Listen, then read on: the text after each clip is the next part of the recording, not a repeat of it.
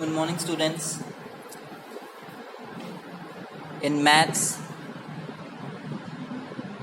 Chapter 2, we are going to perform operations on whole numbers, and we shall learn in this chapter about following concepts. Okay?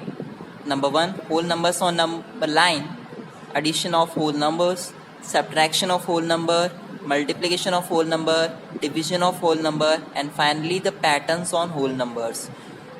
We shall drop this concept because it's not important. Okay? So let's learn the concepts whole numbers on number line. But before coming to this concept, first of all,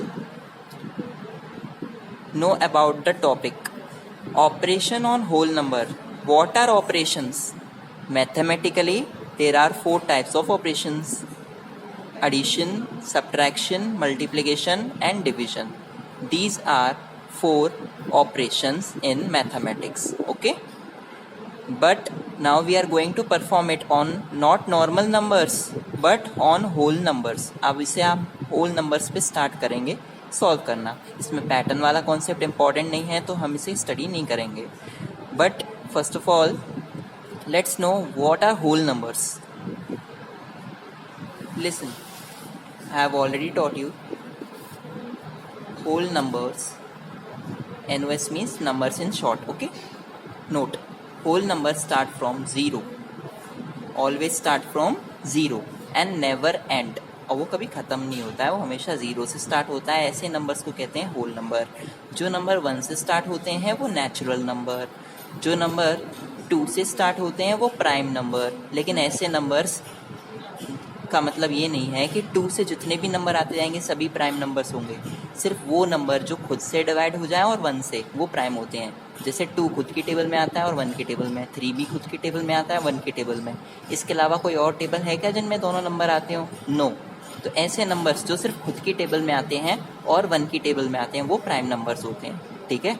इन्हें छोड़कर अब जितने भी number ज़्यादातर बचेंगे ना आगे, starting from 4, तो उन सभी में आप देखना कि उन खुद से भी डिवाइड हो सकते हैं, मतलब खुद की टेबल में भी आएंगे. 4 है, किसकी टेबल में आता है सबसे पहले? 1 की टेबल में. 1 4 जा 4. फिर कौन की टेबल में आता है? 2 2 जा 4, 2 की टेबल में आ गया. 3 की में आता है क्या? नहीं. फिर किस में आता है? 4 1 जा 4. तो आपने देखा इसके बाद वो किसी भी टेबल में नहीं आएगा क्योंकि अगली नंबर किससे स्टार्ट होगी? 5 से. तो अब सोचो 5 1 जा 5, 5 2 जा 10, कहाँ आएगा 4? आगे कहीं पे नहीं आएगा. तो हमने पढ़ा कि 4 किस किस टेबल में आता है? 1 की टेबल में, 2 की टेबल में और 4 की टेबल में. तो ऐसा नंबर जो 1 से कट जाए, किसी और नंबरों से कट जाए, पर कम से कम 3 नंबर से कटे, मतलब यू का हो, तो वो होते हैं composite. Okay?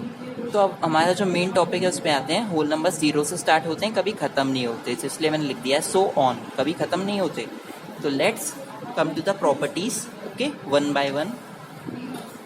Mathematically there are mainly 4 types of operation, जो मैं आपको ऑलरेडी समझा चुका हूँ, जो हमारे कंसेप्ट हैं: addition of whole number, subtraction of whole number, multiplication of whole number and division of whole numbers.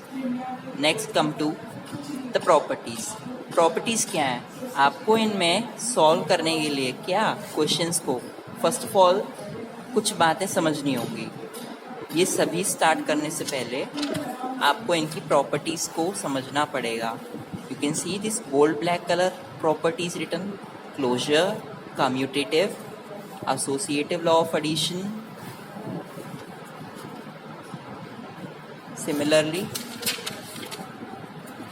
again, closure property, commutative property, existence of multiplicative identity, associative property, distributive property of multiplication over addition, distributive property of multiplication over subtraction. Okay? And then we learn about zero property. Okay? So let's begin. मैं आपको समझाता हूँ property का use क्या है. Actually जो आपके questions हैं ना वो इजीली सॉल्व नहीं होंगे. आपको प्रॉपर्टीज याद रखनी पड़ेंगी कि किसमें क्या लगता है, और आपको उनके नेम्स भी लर्न करने पड़ेंगे. And finally we will learn how to divide by zero. Is it possible or not. ठीक है? फाइनली हम देखेंगे कि 0 से डिवाइड हो सकता है या नहीं. इन सभी क्वेश्चंस को उसने बोला है find the sum by suitable rearrangement, find, इसमें भी सेम है, solve this sum and check by using associative law, interchange the order of the number. तो ये सब क्या है, एक्चुअली हम इसे सीखेंगे किस तरह से, प्रॉपर्टीज़ का यूज़ करके। वो प्रॉपर्टीज़ हमें अभी सीखनी है। तो सबसे पहले let's start with the first property, closure property. Closure property क्या कहती है, देखिए एग्जाम्पल्स 1 और 1 2। 90 में 0 जोड़ेंगे 90, 8 5 जा 40, 7 में से 5 गए 2, 20 में से 10 गया, सॉरी डिवाइड दिया तो 2। तो हमने देखा कि इनमें जो नंबर्स आ रहे हैं ना सब पॉसिबल हैं, लेकिन आपने क्या गौर किया, होल नंबर्स क्या हैं, 0 से स्टार्ट होते हैं। क्या ये 0 के बाद कभी ख़त्म नहीं होने वाले नंबर्स में ये भी तो आएंगे ना। तो अगर हम एक होल नंबर में होल नंबर ऐड करें या मल्टीप्लाई करें या डिवाइड करें या सब्ट्रैक्ट करें, तो इसमें जो आंसर आता है ना, देखो आंसर क्या आ रहे हैं इनके, ये सभी के सभी क्या हैं आप जानते हैं, these all are whole numbers. तो हमें कंक्लूजन पता चला, क्लोजर प्रॉपर्टी क्या कहती है, जब कोई भी दो नंबर ऐड करोगे, सब्ट्रैक्ट करोगे, मल्टीप्लाई करोगे या डिवाइड करोगे, तो a whole number added, subtracted, multiplied और डिवाइडेड, कोई भी प्रोसेस करोगे इन चार ऑपरेशंस में से, तो आपको क्या पता चलेगा कि आंसर भी एक क्या है, the result is a whole number. Okay, this is closure property. बस इसमें इतना ही है कि आप चाहे कुछ भी करें, आंसर आ जाए वो एक होल नंबर होना चाहिए जो 0 से स्टार्ट होता है या उसके बाद आता है। Okay, now let's come to property number 2, commutative property. इसमें क्या एग्जाम्पल देखिए, पहले आप जल्दी समझ सकते हैं एग्जाम्पल से, मैंने इसलिए आपको ऑलरेडी नोट डाउन करके एग्जाम्पल्स लिख दिए हैं। 7 5 जा 35, 5 7 जा भी 35, क्या आपस में इक्वल है? यस। हमने देखा कि अगर हम जगह बदल देते हैं, देखिए फर्स्ट नंबर पे 7 था बट यहाँ 5 है, सेकेंड नंबर पे 5 था यहाँ 7 है, तो अगर जगह बदल दिया जाए तो मल्टीप्लिकेशन पॉसिबल है। मतलब 7 5 जा भी होता है, 5 7 जा भी होता है, दोनों की टेबल में 35 आता है कि नहीं, तो इक्वल है ना। तो हम कह सकते हैं कि कम्यूटेटिव प्रॉपर्टी में मल्टीप्लाई क्या करता है, काम करता है। अब अगला देखिए, 7 और 5 कितने होते हैं, 12, और 5 और 7 भी कितने होते हैं, 12। देखिए कितनी सरप्राइजिंग फैक्ट है, कभी ध्यान दिया आपने? मेरे हिसाब से कुछ ही लोगों ने ध्यान दिया होगा। तो इसमें क्या भी सीखा हमने, मल्टीप्लाई करते टाइम, ऐड करते टाइम अगर हम जगह बदल देते हैं, 7 की जगह 5, 5 की जगह 7, 7 की जगह 5, 5 की जगह 7, तो आंसर इक्वल है। अब तीसरी प्रॉपर्टी पे आना, सॉरी एग्जाम्पल पे, 27 में अगर हम 3 से डिवाइड देते हैं तो 3 9 आर 27, लेकिन अगर हम उल्टा करें 3 को 27 की जगह और 27 को 3 की जगह, देखिए आंसर आएगा 0.1, क्योंकि डिवाइड हो ही नहीं सकता है। क्या आपस में इक्वल हैं? No, unequal too. इस निशान को क्या बोलते हैं? Unequal to. ओके, ये दो अलग अलग शब्द हैं, अनइक्वल टू। ओके स्टूडेंट, तो इसका निशान है इक्वल का, ये होता है इक्वल टू, ये अनइक्वल टू है तो इसे हम ऐसे दिखाते हैं। ओके, तो हमने सीखा इसमें मल्टीप्लाई हो सकता है, ऐड हो सकता है, पर डिवाइड नहीं हो सकता। तो इसमें हम क्या कर रहे हैं, क्रॉस कर रहे हैं। ठीक है, ये नहीं हो सकता, ये हो सकता है, ये भी हो सकता है। ज़रा देखना, 5 में से 4 गए 1, लेकिन 4 में से 5 गई, छोटी नंबर में से बड़ी सब्ट्रैक्ट करते हैं तो नेगेटिव आती है। वही मान लीजिए 5 में से 4 गया 1 या 5 में से 4 गया 1, पर 4 छोटी नंबर है इसलिए इसके आगे माइनस। पर 1 और -1 आपस में इक्वल नहीं हो सकते, तो अगेन हमने क्या पढ़ा, अनइक्वल टू। तो इससे भी हम क्या कर देंगे, सॉरी नॉट पॉसिबल। तो कंक्लूजन क्या निकलता है इससे? कंक्लूजन होता है जो हम फाइनल में रिजल्ट निकालते हैं, when we change the order, इसे हम चेंज ऑफ ऑर्डर कहते हैं। ऑर्डर का मतलब क्या है? ऑर्डर होता है ये, ए के बाद क्या आती है, बी, बी के बाद सी। क्या कभी आपने पढ़ा ए के बाद सी आती है, सी के बाद एफ आता है? ये रॉन्ग है, ये राइट है। तो इसे हम बोलते हैं ऑर्डर। क्या? ऑर्डर। पर अभी आपने क्या किया, ए की जगह बाद बी की जगह क्या लिया है, सी, पर वो तो थर्ड नंबर पे होती है ना, और मैं यहाँ पे बी लिख देता हूँ, ये गलत होगा ना। तो ये है चेंज ऑफ ऑर्डर। क्या बोल किया हमने, change of order.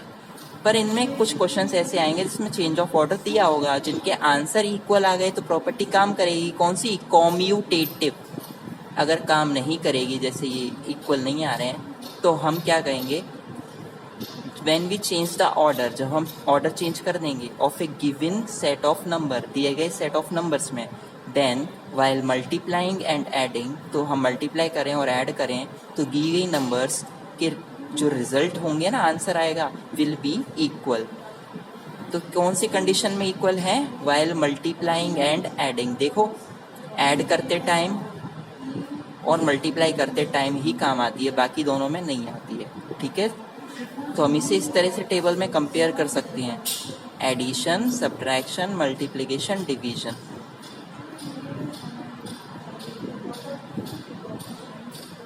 Commutative property का हमने चार्ट बना लिया। ऐड हो सकता है ना, देखिए इक्वल आंसर आ गया, टिक कर दो। सब्ट्रैक्ट हो रहा है क्या? नहीं हो रहा है, क्रॉस कर दो। मल्टीप्लाई हो रहा है क्या? हो रहा है, देखो इक्वल आंसर आ गए, फिर टिक कर दो। डिवाइड हो रहा है क्या? देखिए इक्वल नहीं आया, क्रॉस कर दो। तो हमने पढ़ा अगर ऐड हो सकते हैं तो मल्टीप्लाई भी होगा, और सब्ट्रैक्ट नहीं हो सकता है तो डिवाइड भी नहीं होगा। आपको याद रखने का छोटा सा तरीका, ये चार्ट भी आप अगर ध्यान ना रखें तो इतना ध्यान रखना, अगर कोई नंबर ऐड होने के बाद बराबर आंसर ले आती है तो मल्टीप्लाई में भी बराबर आंसर आएंगे, पर अगर डिवाइड या सब्ट्रैक्ट में से उनका आंसर इक्वल नहीं आ रहा है तो कोई भी आपस में बराबर नहीं होगा। ये दोनों आपस में बराबर नहीं है, ये दोनों आपस में बराबर हैं। तो एडिशन अगर काम कर जाता है तो मल्टीप्लिकेशन करने की ज़रूरत नहीं है, आप डायरेक्ट आंसर लिख सकते हो, हाँ मल्टीप्लाई में भी आंसर यही आएगा। और अगर सब्ट्रैक्ट काम नहीं करता है तो डिवाइड भी नहीं करेगा। ठीक है, तो याद रखना, एक काम करेगा तो दूसरा करेगा, और एक काम नहीं करेगा तो दूसरा नहीं करेगा। पर ऐड और मल्टीप्लिकेशन एक साथ अलग जोड़े में है, ओके, और सब्ट्रैक्शन अलग जोड़े में है। ये आपको नोट करना है इसमें पॉइंट, फर्स्ट पॉइंट, सेकंड। ठीक है, ऐड हो जाएगा तो मल्टीप्लाई भी हो जाएगा, वही आंसर आएंगे, इक्वल इक्वल। पर सब्ट्रैक्ट नहीं हो रहा है तो डिवाइड भी नहीं होगा। ओके, अब थर्ड प्रॉपर्टी पे आते हैं, एसोसिएटिव प्रॉपर्टी। देखिए यहाँ पे मैंने क्या किया है, 1 + 2 + 3, और फिर से मैंने वही नंबर लिए 1 + 2 + 3। ब्रैकेट पहले सॉल्व करते हैं। मैंने पिछली एक्सरसाइज में आपको बोर्ड मास रूल सिखाया है ना, कई बार सिखाया है, आपने बचपन में भी पढ़ा होगा। तो पहले ब्रैकेट सॉल्व कर लेते हैं। 1 और 2 क्या होते हैं? 3, 3 और 3 6। फिर से इसमें ब्रैकेट पहले सॉल्व करेंगे। 2 और 3 कितने होते हैं? 5, 5 और 1 6। आ गए इक्वल। फिर से क्या बना लेंगे? टेबल, 4 कॉलम बनाइए, उसे बांट दीजिए, addition, multiplication, subtraction, division. Add होकर आंसर इक्वल आ गए, टिक कर दो। मल्टीप्लाई होके आ रहा है क्या? देखना, 1 2 जा 2, 2 3 जा 6, 1 2 जा, सॉरी अब ब्रैकेट वाला पहले, 2 3 जा 6, 6 1 जा 6। आंसर इक्वल आ गए। तो एडिशन काम करता है तो मल्टीप्लिकेशन भी करेगा, आपको चेक करने की ज़रूरत नहीं है। अगर ये इस पर टिक लग गया तो इस पर ऑटोमेटिक लगा दो। अब सब्ट्रैक्शन, 3 - 2 कितने होते हैं? 1, 1 में से 1 गया 0, 3 माइनस पहले ब्रैकेट 2 में से 1 गया तो कितना आएगा? 1, 3 माइनस इसमें से क्या बचा था? 1, कितना आएगा? 2। क्या आपस में 0 बराबर हैं? नहीं, तो नॉट इक्वल टू। और अगर माइनस काम नहीं करता है तो डिवाइड भी काम नहीं करेगा। देखना इसका आंसर क्या आया है, 4 में 2 से डिवाइड देंगे तो आएगा 2, 2 में 2 से डिवाइड हो रहा है, आ गया 1। फिर से ब्रैकेट, 2 में से 2 डिवाइड किया 1, पर बाहर 4 है, 4 से डिवाइड किया 1 को, 4 में 1 से डिवाइड दिया तो 4 आ गया। क्या इक्वल है? No, unequal, unequal, unequal. इसीलिए मैंने पहले ही क्रॉस लगा दिया। और मैंने पिछली एक्स वाली प्रॉपर्टी में भी बताया, ऐड काम करेगा, मल्टीप्लाई करेगा, सब्ट्रैक्ट काम नहीं करेगा, डिवाइड नहीं करेगा। ओके, तो यही बात थी, हमेशा रखना है। इसे हम बोलते हैं change the pair. Pair means जोड़ा बदल दिया आपने, चेंज द पेयर, बदल गया है। देखिए पहले 1 और 2 का जोड़ा था, अब 2 और 3 का जोड़ा है। ठीक है, ये पेयर्स हैं। ओके, जोड़े। अब प्रॉपर्टी नंबर 4 पे आते हैं। नेक्स्ट वीडियो में से हम कंटिन्यू करेंगे। Okay, thank you.